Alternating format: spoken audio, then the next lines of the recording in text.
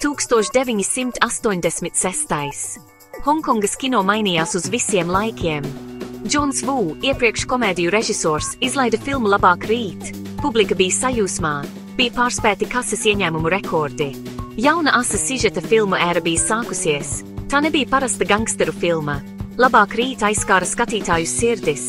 Tās tēma bija gods, pašaizliedzības saites, kas vieno vīriešus mainīgā pasaulē. Filma bija kā Hongkongas atspulgs, kas atradās starp tradīcijām un mūsdienīgumu, cīnoties par savu identitāti.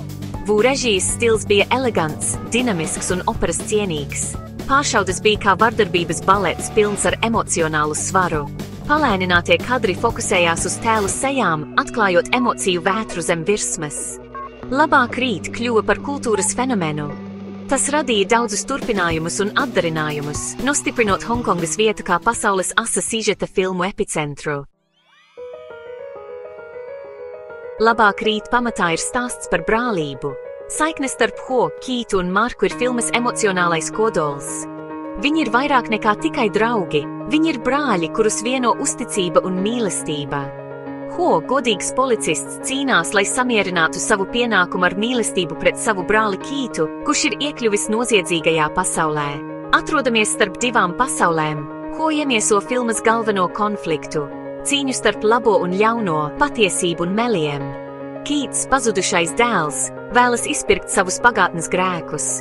Viņu moka pagātnes rīcība, viņš vēlas atgūt savu godu un brāļu cieņu. Viņa ceļš ir izpirkšanas ceļš, meklējot piedošanu par sāpēm, ko viņš ir nodarījis. Marks, harizmātisks gangsteris ar zelta sirdi, ir filmas sarežģītākais un spilgtākais tēls. Viņš iemieso noziedzīgās pasaules pretrunas – uzticību un nodevību, nežēlību un līdzjūtību. Labāk rīt simbols ir pāršauda teinīcā. Spriegums ir jūtams gaisā. Marks nodots un uzskatīts par mirušu augst atriebības. Istaba eksplodē šāvienu simfonijā. Lodes lido triecoties stiklos un miesā. Vu meistarība cīņas ainu horeogrāfijā atklājas visā krāšņumā. Aina ir palēninātas vardarbības virpulis caurvīts ar žēlastības un skaistuma mirkļiem. Katram šāvienam, katrai asins lāsei ir emocionāls svars. Vēl viena neaizmirstama aina ir fināla cīņa kuģa būvētavā. Ho, Kīts un Marks, apvienojušies pret kopīgu ienaidnieku, saskaras ar pārspēku. Gaisā jūtams spriegums, kamēr viņi gatavojas pēdējai cīņai.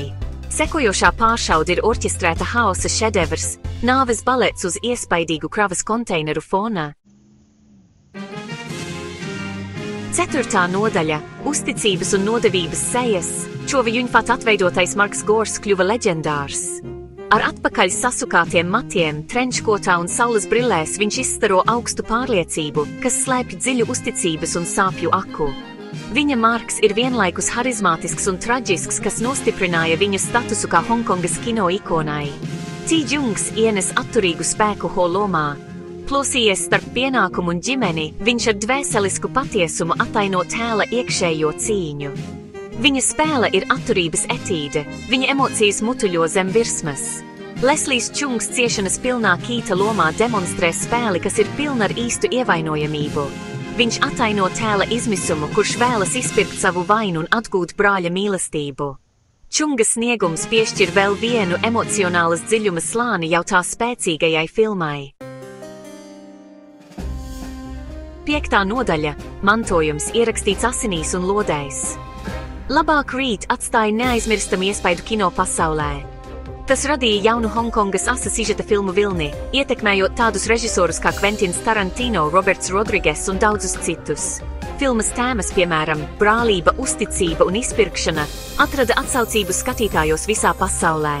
Papildus savām cīņas ainām, Labāk rīt dzīvo pateicoties savam emocionālajam kodolam. Filmas pārdomas par brālību, pašaizliedzību un cīņu par izpirkšanu pārvar kultūras barjeras. Tas ir mūžīgs stāsts, izstāstīts ar stilu, aizrautību un neapšaubāmu foršumu. Džona Voževs pārdefinēja asa sižeta žanru un pierādīja, ka vardarbība, ja to izmanto meistarīgi un ar emocionālu rezonanci, var būt spēcīgs stāstījuma instruments. Labāk rīt paliek pagrieziena punkts, liecība par Hongkongas kino neizsīkstošo spēku.